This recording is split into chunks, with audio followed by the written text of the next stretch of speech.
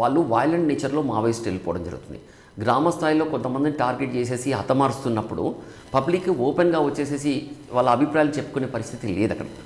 పోలీసులు వాళ్ళని ఓవర్కమ్ చేసేసి ఆ ఇష్యూస్ను మనం హ్యాండిల్ చేసేసి నక్సల్స్ దగ్గర పోవడంలో చాలా విజయం సాధించామని చెప్పొచ్చు.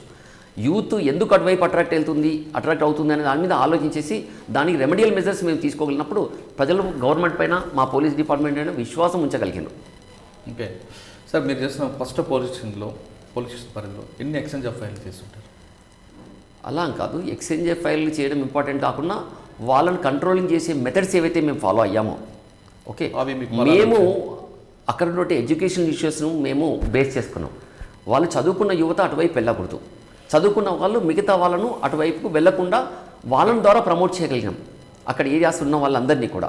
ఎందుకంటే పోలీసు ఒక ఏరియాలోకి ఒక అఫెన్స్ జరిగినప్పుడు వెళ్ళడానికి ఒక వెహికల్ యూజ్ చేసే పరిస్థితి లేదు. ల్యాండ్మెన్స్ క్లెయిమ్మెంట్ పెట్టేసి బ్లాక్ చేసిన సందర్భాలు మనం ఎన్నో చూసాం.